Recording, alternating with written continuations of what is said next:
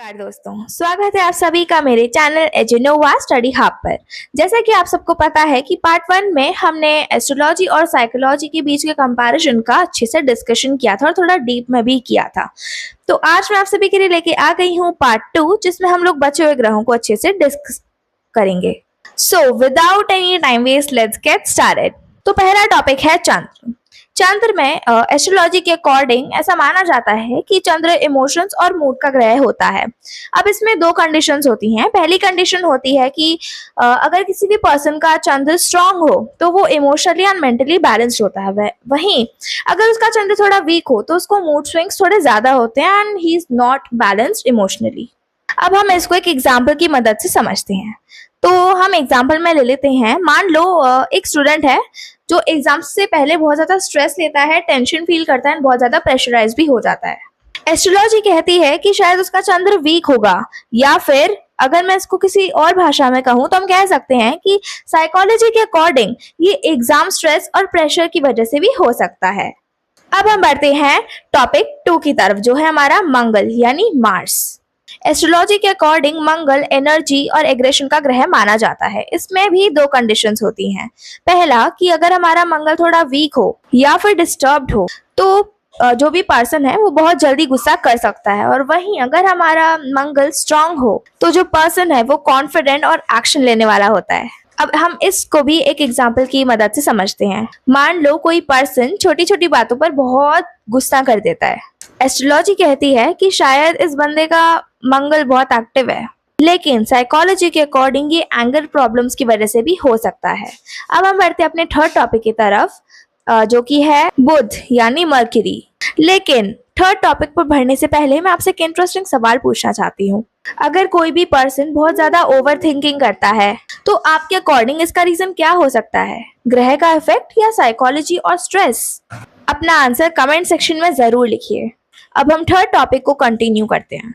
Astrology के according बुध communication और intelligence का ग्रह माना जाता है। इसकी भी दो कंडीशंस होती हैं। पहली कंडीशन कि अगर हमारा बुध स्ट्रांग है तो पर्सन किसी भी टॉपिक को एक्सप्लेन करने में और उसको बोलने में बहुत अच्छा होता है, कॉन्फिडेंट होता है।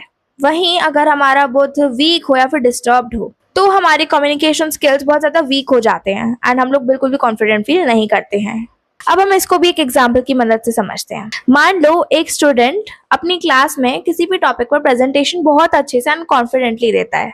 एस्ट्रोलॉजी कहती है कि उस बच्चे का बुध बहुत ज्यादा स्ट्रांग है एंड फोकस्ड है, लेकिन वहीं साइकोलॉजी के अकॉर्डिंग ये प्रैक्टिस की वजह से भी हो सकता है। अब हम बैठते हैं अपनी फोर्थ टॉपिक की तरह, जो है गुरु यानी जुपिटर। एस्ट्रोलॉजी में गुरु विजडम और नॉलेज का ग्रह माना जाता है। इसके भी दो कंडीशंस होते हैं। पहला कंडीशन, अगर हमारा गुरु स्ट्रांग हो तो जो पर्सन होता है वो वाइज और गुड डिसीजंस लेने वाला माना जाता है, और वहीं अगर हमारा गुरु बहुत वीक हो एंड डिस्टर्ब्ड हो तो हमारी डिसीजन मेकिंग कैपेबिलिटी बहुत ज्यादा वीक हो सकती है।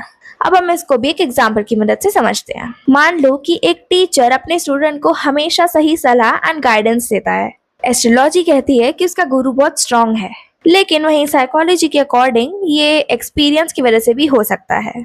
अब हम आते हैं अपने फिफ्थ टॉपिक पे, जो कि है हमारा शुक्र यानी वीनस। एस्ट्रोलॉजी के अकॉर्डिंग शुक्र लव और अट्रैक्शन का ग्रह माना जाता है। इसके भी दो कंडीशंस होते हैं।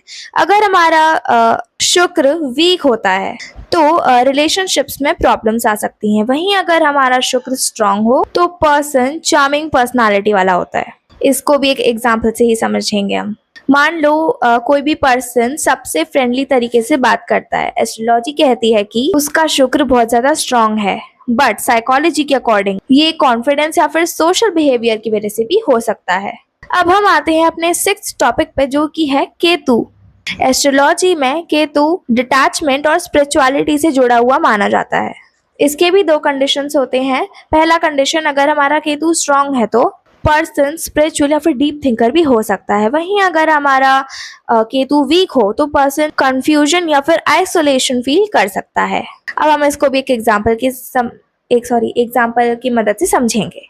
मान लो कोई भी पर्सन अलोन मतलब अकेला रहना फील करता है और उसको अकेला रहना बहुत ज्यादा पसंद है, बट वो बहुत ज्यादा सोचता है, ओवर थिंक करता है। एस्ट्रोलॉजी कहती है कि इस कंडीशन में उसका केतु बहुत ज्यादा एक्टिव है, लेकिन साइकोलॉजी के अकॉर्डिंग ये इंट्रोवर्ट पर्सनालिटी भी हो सकती है। तो दोस्तों, एस्ट्रोलॉजी और साइकोलॉजी दोनों हमारे ह्यूमन बिहेवियर और हमारे ह्यूमन माइंड को एक्सप्लेन करने की कोशिश करते हैं। एस्ट्रोलॉजी एक्सप्लेनेशन देती है ग्रहों के थ्रू, और वहीं साइकोलॉजी एक्सप्लेनेशन देती है ब्रेन और एक्सपीरियंसेस के थ्रू। अब ये आपके पर्सपेक्टिव पर डिपेंड करता है कि आप इन दोनों में से किस एक्सप्लेनेशन को ज्यादा लॉजिकल मानते हैं। अगर आपको ये वीडियो थोड़ी सी भी यूजफुल लगी हो और अच्छी लगी हो तो इस वीडियो को ज्यादा से ज्यादा लाइक करें, शेयर करें एंड मुझे कमेंट में बताएं कि मैं नेक्स्ट वीडियो क्या बनाऊं, और चैनल को सब्सक्राइब करना बिल्कुल ना भूलें। एंड मुझे कमेंट्स में जरूर बताएं कि आप एस्ट्रोलॉजी को ज्यादा लॉजिकल मानते हैं या फिर साइकोलॉजी को। और अगर आपको किसी भी नेक्स्ट टॉपिक पर वीडियो चाहते हैं तो मुझे जल्दी से कमेंट्स में बता दें, मैं आपको वीडियो बनाकर जरूर दूंगी। धन्यवाद, बाय बाय, टेक केयर।